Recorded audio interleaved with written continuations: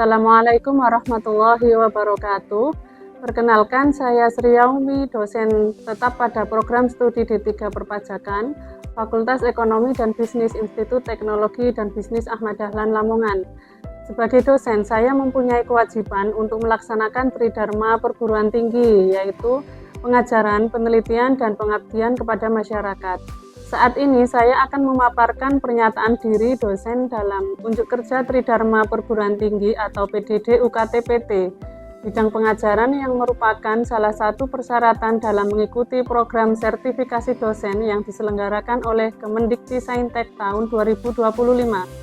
Pada kesempatan ini, saya akan menjelaskan salah satu mata kuliah yang saya ampu, yaitu Akuntansi Keuangan Lanjutan 1. Mata kuliah ini merupakan mata kuliah wajib bagi mahasiswa semester 5 program studi D3 Perpajakan dengan bobot 3 SKS yang terdiri dari 2 SKS teori dan 1 SKS praktikum. Mata kuliah Akuntansi Keuangan Lanjutan 1 merupakan mata kuliah yang dirancang untuk membekali mahasiswa dengan kemampuan teoritis dan praktis dalam memahami serta menerapkan perlakuan akuntansi atas transaksi-transaksi kompleks yang sering terjadi dalam dunia usaha. Cakupan materi meliputi akuntansi persekutuan, penjualan konsinyasi, ventura bersama, laporan keuangan konsolidasi, hubungan kantor pusat dan cabang, serta investasi saham. Mahasiswa diharapkan mampu melakukan pengakuan, pengukuran, pencatatan, hingga penyusunan dan pengungkapan laporan keuangan konsolidasi sesuai prinsip akuntansi yang berlaku umum. Capaian lulusan yang diharapkan diantaranya S9, S10, KU1, P6, dan KK2 sebagaimana yang tertuang dalam RPS. Dari CPL tersebut diturunkan menjadi beberapa CPMK, diantaranya CPMK 1 mampu memecahkan berbagai masalah pada kajian-kajian akuntansi keuangan lanjutan. CPMK 2 mampu menjelaskan dan menguasai konsep teoritis akuntansi keuangan lanjutan. CPMK 3 mampu menyusun laporan keuangan konsolidasi. CPMK 4 mampu menguasai dan memiliki pemahaman yang kuat di bidang laporan keuangan konsolidasi, transaksi antar perusahaan, perubahan kepemilikan perusahaan, dan teori konsolidasi. Materi pembelajaran yang digunakan sesuai dengan sub CPMK yang diharapkan sebagaimana yang dituangkan di dalam RPS. Perkuliahan dilakukan sebanyak 16 pertemuan yang terdiri dari 14 pertemuan tatap muka, 1 kali UTS, dan 1 kali UAS. Sistem perkuliahan yang saya laksanakan dengan pendekatan DIA atau Delivery, Interaction, and Assessment. Pada proses delivery atau penyampaian pembelajaran, saya menggunakan blended learning, yaitu perpaduan antara tatap muka langsung atau luring dan pembelajaran daring melalui platform Google Classroom dan WhatsApp Group.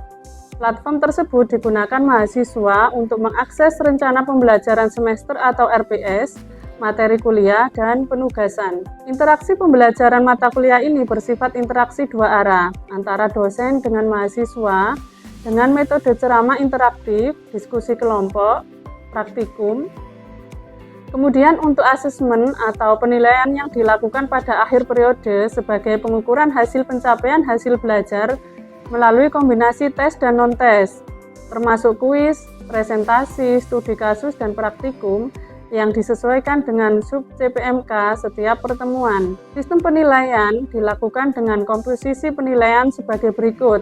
Yang pertama adalah presensi kehadiran dan keaktifan diskusi 15%, kemudian tugas individu dan kelompok 20%, praktikum 25%, ujian tengah semester atau UTS 20%, dan ujian akhir semester atau UAS 20%. Selanjutnya, mari kita simak cuplikan proses pembelajaran pada materi pertemuan kedua. Assalamualaikum warahmatullahi wabarakatuh. Apa kabarnya siang hari ini? Masih semangat semuanya? Oke, sebelum kita mulai, marilah kita berdoa terlebih dahulu. Berdoa mulai.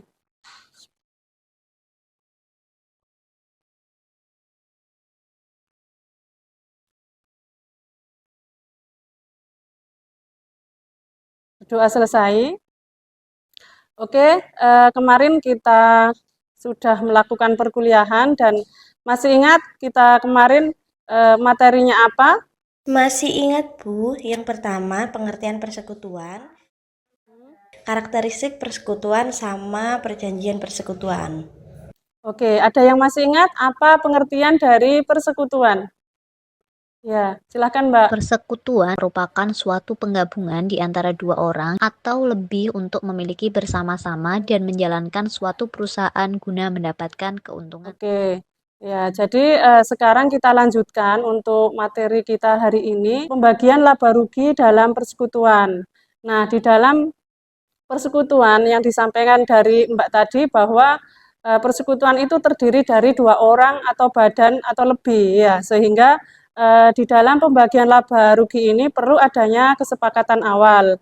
Nah, kira-kira kenapa sih di dalam persekutuan itu perlu adanya kesepakatan awal di dalam pembagian laba rugi? Ada yang punya pendapat? Silahkan. Ya, silahkan Mbak. Untuk mencegah hal-hal yang tidak diinginkan di kemudian hari. Oke, kemudian ada pendapat lain? Ya, Bu. Ya, silahkan Mbak. Supaya usaha persekutuan dapat berjalan dengan baik tanpa adanya perselisihan, sengketa atau gugatan antara anggota yang lain. Oke, terima kasih. Tepuk tangan kepada teman-teman yang sudah berkontribusi. Ya, terima kasih ya. Seperti yang disampaikan tadi ya, untuk menghindari hal-hal yang tidak diinginkan dan juga sebagai transparansi, maka perlu adanya kesepakatan dari awal terkait pembagian laba rugi gitu. Nah, untuk laba rugi sendiri itu ada beberapa macam cara atau metode yang digunakan. Ya, ada di sini ada 6 macam cara pembagian laba dan rugi persekutuan, yang mana nantinya yang dipakai cara yang mana itu adalah tergantung dari kontribusi juga, kontribusi dari masing-masing anggota. Contohnya ada anggota yang memberikan kontribusi berupa modal, ada yang besar, ada yang menengah, dan ada yang kecil.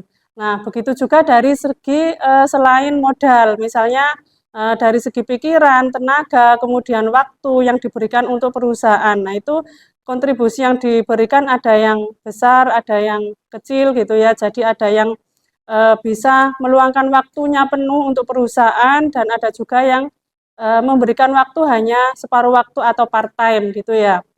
Oke, langsung saja kita ke pembagian laba yang pertama, yaitu laba dibagi sama. Ya, jadi untuk laba dibagi sama ini biasanya diperuntukkan partnership, ya partnership atau persekutuan yang biasanya di dalam perjanjiannya itu tidak menentukan ketentuan-ketentuan tertentu, ya. Jadi nanti labanya dapatnya berapa kita bagi sama seperti itu. Namun karena ada hal-hal lain seperti tadi ya, adanya kontribusi-kontribusi ada yang besar, ada yang kecil, sehingga memerlukan cara-cara lain. Seperti yang kedua, kalau yang kedua ini perbandingan atas dasar perjanjian. Ya. Sedangkan yang ketiga, perbandingan penyertaan modal. Nah, untuk penyertaan modal ini maka akan dipengaruhi besar kecilnya modal yang disetorkan kepada persekutuan, gitu ya. Kemudian yang keempat, mula-mula ditentukan bunga modal dari masing-masing anggota, selebihnya dibagi atas dasar perjanjian. Nah, untuk yang keempat ini juga masih dipengaruhi dengan besar kecilnya modal, yang kemudian sisanya akan dibagi sesuai dengan perjanjian-perjanjian tertentu yang telah mereka sepakati. Yang kelima, mula-mula diberikan gaji sebagai pemilik. Nah, kalau gaji ini berarti kaitannya kontribusi terhadap jasa ya, jasa atau pemikiran atau waktu yang diberikan dari masing-masing anggota itu. Dan bonus kepada anggota yang aktif kerja, sisanya dibagi atas dasar perjanjian. Nah, kemudian yang keenam, mula-mula diterapkan bunga untuk modal dari anggota, kemudian gaji sebagai pemilik dan bonus untuk anggota-anggota yang dianggap berjasa, dan sisanya dibagi atas dasar perjanjian. Oke, langsung saja kita ke contoh soal ya, lebih jelasnya. Jadi Tuan FGH telah mendirikan sebuah persekutuan dan pada tahun 2020 mendapatkan keuntungan sebesar 150.000 pada akhir tahun 2020 diketahui posisi rekening pribadi atau personal atau current account dan rekening modal masing-masing anggota adalah sebagai berikut. Ya, yang mana dari sini kita ketahui bahwa rekening pribadi dari pribadi F adalah sebesar 20.000, pribadi G 35.000 dan pribadi H 45.000 ya. Nah, kemudian berikut ini adalah data terkait modal yang telah disetorkan ke perusahaan ya, partnership atau persekutuan. Ya, yang mana di sini diketahui untuk modal F ya, pada tanggal 2 Januari Tuan F menyetorkan modalnya sebesar 300.000 ya. Kemudian pada tanggal 1 April Tuan F menyetorkan lagi sebesar 100.000 sehingga jumlah modal yang disetor oleh Tuan F adalah sebesar 400.000 itu ya. Selanjutnya modal G ya. Jadi pada tanggal 2 Januari 2020 Tuan G ini menyetorkan modalnya itu sebesar 400.000. Ya, yang kemudian tanggal 1 Juni Tuan G ini menyetorkan lagi sebesar 100.000. Nah, di sini sehingga modal yang disetorkan oleh Tuan G kepada persekutuan yaitu sebesar 500.000 ya. Kemudian Tuan H ya. Jadi modal yang disetorkan oleh Tuan H 2 Januari sebesar 500.000. Kemudian 1 April disetorkan lagi sebesar 875.000 ya. Yang kemudian pada tanggal 1 Agustus ya Tuan H ini menarik modalnya kembali sebesar 775.000 sehingga modal akhirnya adalah 600.000. Oke. Nah, jadi penyetoran modal ini ya yang termasuk dijadikan dasar di dalam pembagian laba. Kita menggunakan metode yang pertama dulu yaitu dibagi sama.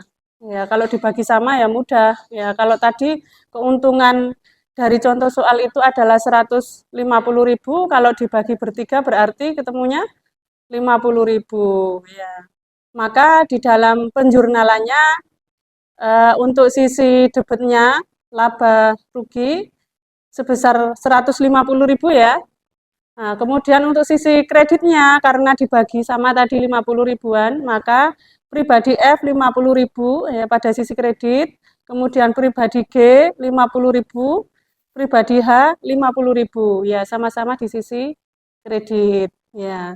Kemudian sekarang adalah menggunakan cara yang kedua. Cara yang kedua ini adalah laba rugi itu dilakukan dengan suatu perbandingan tertentu.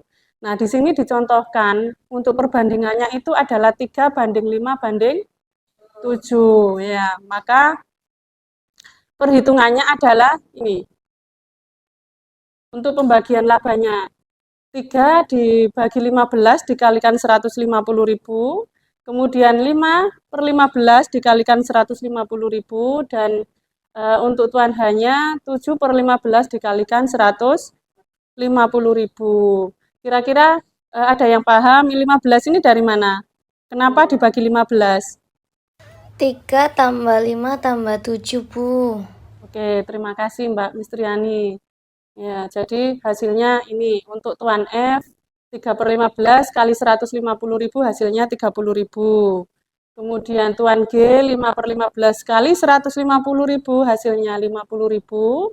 Dan Tuan H 7/15 kali 150.000 hasilnya 70.000 ya. Jadi pembagiannya itu tergantung dari metode yang digunakan untuk besarannya ya. Barangkali ada yang ditanyakan, silahkan untuk dari kedua metode ini. Saya, Bu. Oke, silahkan Mbak. Tadi Ibu menjelaskan jika perusahaan mendapatkan laba. Tapi jika sebaliknya bagaimana, Bu? Misalnya perusahaan mengalami kerugian dan bagaimana cara penjurnalannya? Terima kasih atas pertanyaannya Mbak. Jadi ini tadi Bu Sri menjelaskan terkait jika perusahaan itu mendapatkan laba 150.000. Nah, bagaimana jika perusahaan itu mengalami kerugian sebesar 150.000, maka kerugiannya itu juga dibagi seperti perjanjian itu tadi. Ya, jika disepakati perjanjian yang kedua misalnya Mbak ya, maka kerugiannya juga dibagi seperti yang nomor 2. Jadi, untuk pribadi F nanti akan mendapatkan pembebanan kerugian sebesar 30.000, kemudian Tuan G mendapatkan beban kerugian 50.000, dan Tuan H akan menanggung kerugian juga sebesar 70.000. Ya. Kemudian yang mana untuk pembebanan itu tadi yang dibebankan kepada masing-masing anggota itu akan mengurangi modal yang telah disetorkan. Nah, untuk penjurnalannya barangkali ada yang bisa memberikan pendapat, silahkan maju ke depan. Ya, silahkan Mbak Feni.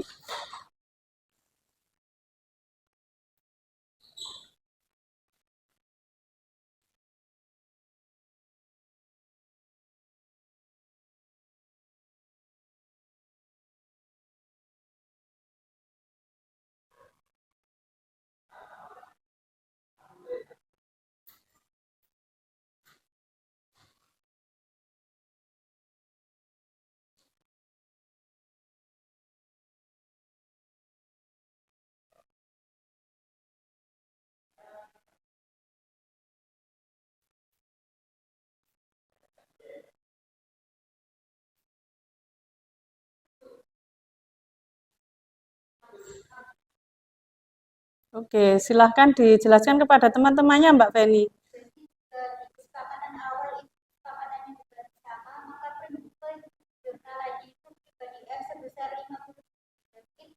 Pribadi G sebesar 50 unit, pribadi H sebesar 50 unit, dan pula barunya sebesar 150 unit. Oke, terima kasih Mbak Feni. Kita kasih tepuk tangan untuk Mbak Feni ya. Oke, jadi ini adalah Mbak Feni menjawabnya sesuai dengan cara yang pertama. Jika cara yang kedua, kita tinggal mengganti angkanya saja. Ya, posisinya tetap seperti itu, namun yang membedakan adalah angka dari pribadi F, G, dan H. Gitu ya. Sudah paham semuanya? Paham. Oke, terima kasih. Oke, selanjutnya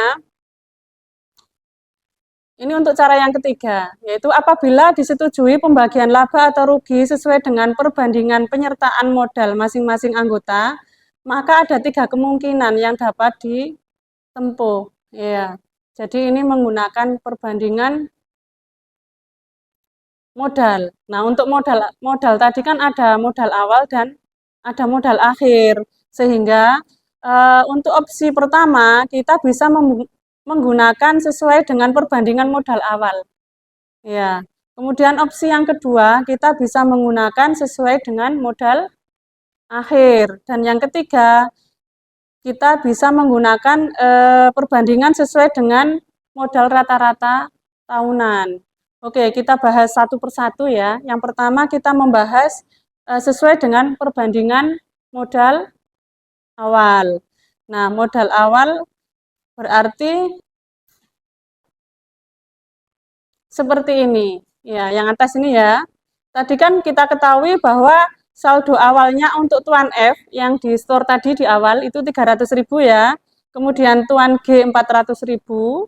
Kemudian yang Tuan H 500.000. Sehingga yang digunakan rasio pembanding laba adalah ini ya. 3/12 untuk Tuan F, kemudian 4/12 untuk Tuan G, dan 5/12 untuk Tuan H, gitu ya. Kalau 12-nya tadi sudah paham dari mana ya, tinggal menjumlahkan itu ya, dari perbandingan tadi. Maka di sini ketemu angka, yang mana Tuan F itu hak atas labanya adalah sebesar 37.500 ya, sedangkan Tuan G 50.000 dan Tuan H 62.500. Nah, ini kalau kita menggunakan yang perbandingan modal awal. Nah, kemudian penjurnalannya seperti ini ya. Ya, sama kayak tadi, karena ini tidak rugi tetapi laba ya. Sehingga posisi yang debitnya itu adalah rugi dan laba, dan posisi kreditnya adalah pribadi F, pribadi G, dan H. Gitu ya. Jadi ini sifatnya akan menambah modal yang dimiliki oleh masing-masing anggota, gitu ya. Oke, kemudian yang kedua. Yang kedua ini adalah jika laba rugi dibagi sesuai dengan perbandingan modal akhir. Ya, maka jurnalnya akan seperti ini dan perhitungannya. Ya, modal akhir tadi diketahui ya dari yang atas tadi sebelumnya. Yang ini masih ingat ya? Nah, dasarnya dari sini. Ini adalah modal akhir 400, 500, 600. Ya. Nah, jika menggunakan modal akhir, maka di sini untuk Tuan F, hak atas labanya adalah 40.000. 40.000 dari mana, Mbak? Dari mana? 4? Oke, jadi saya kira sudah paham ya. Oke. Kemudian kalau yang ketiga ini, yang C ini, apabila laba rugi dibagi sesuai dengan perbandingan modal rata-rata tahunan. Ya, maka jurnalnya adalah sebagai berikut. Ya. Kita lihat perhitungannya dulu. Oke, jadi seperti ini ya. Pada 2 Januari, Tuan F menyetorkan modal sebesar 300.000. Ya, karena ini Januari sehingga modal yang tertanam di dalam persekutuan selama bulan Januari, Februari, Maret ya, yang 300.000 ini berarti selama 3 bulan. Ya, sedangkan yang 1 April tadi kan menyetorkan lagi 100.000, maka perhitungannya untuk bulannya adalah mulai dari bulan April sampai dengan Desember ada berapa bulan? 9 bulan. Ya, maka di sini dikalikan ya 300.000 dikalikan 3 bulan sama dengan 900.000. Ya, kemudian 400.000 dikalikan 9 bulan sama dengan 3.600.000 sehingga di dalam 12 bulan itu ada berapa? 4.500.000. Oke. Kemudian untuk Tuan G ya, tadi menyetorkan modal awal 2 Januari. 2 Januari berarti hitungannya 5 bulan karena apa? 1 Juni ada tambahan modal lagi. Ya, sehingga untuk modal yang tertanam di dalam persekutuan untuk yang 400.000 itu selama 5 bulan karena 1 Juni sudah berubah modalnya menjadi 500.000 rupiah. Nah, untuk yang 500.000 rupiah itu tertanam selama 7 bulan, sehingga kalau dikalikan 3.500.000 ya untuk yang bulan Juni, kemudian untuk yang 2 Januari 2 juta. Nah, kalau ditotal menjadi 5.500.000 rupiah. Kemudian untuk Tuan H 2 Januari 500.000 ya sebanyak 3 bulan karena 1 April ada setoran modal lagi. Nah, sehingga yang ini ada 4 bulan. Ya. Karena di Agustus ditarik lagi. Ya, sehingga cuma 4 bulan. Nah, ini 1 Agustus ada penarikan modal sebesar 775.000 sehingga saldo akhirnya 600.000 rupiah. Nah, 600.000 ini karena dari bulan Agustus sehingga ada berapa bulan tertanam di perusahaan persekutuan? 5 bulan. Oke, kalau di total adalah 10 juta ini ya. Kemudian yang menjadi dasar pembanding di sini ya. Nah, rasio pembagian labanya kita ambil 2 angka yang di depan ini. 45, 55 dan 10. Nah, sehingga rasionya seperti ini. 45 dibagi 200 ya. Totalnya tadi ya. Kemudian 55 dibagi 200, 100 dibagi 200. Karena kalau 45, 55, 100 itu kalau dijumlahkan ada 200 ya. Nah, untuk yang rasionya itu dikalikan dengan laba sehingga ini ketemunya. Ya, jadi berbeda ya kalau menggunakan modal awal, modal akhir, dan rata-rata modal itu hasilnya nanti berbeda. Nah, nanti tinggal kesepakatan para pemilik itu seperti apa, maunya pakai metode yang mana. Oke.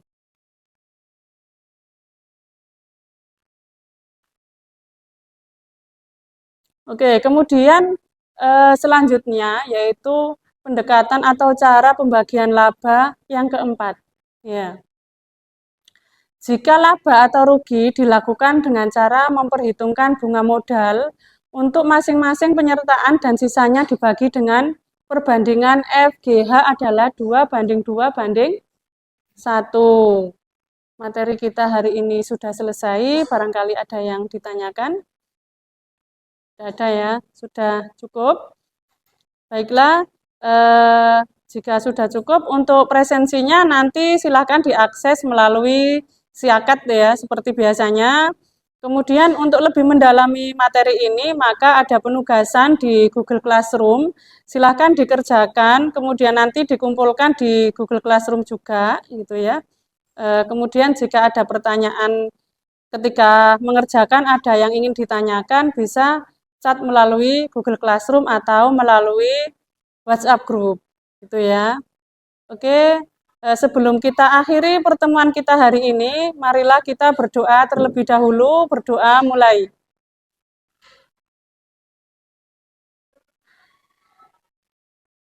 Berdoa selesai. Baiklah, saya akhiri. Wassalamualaikum warahmatullahi wabarakatuh.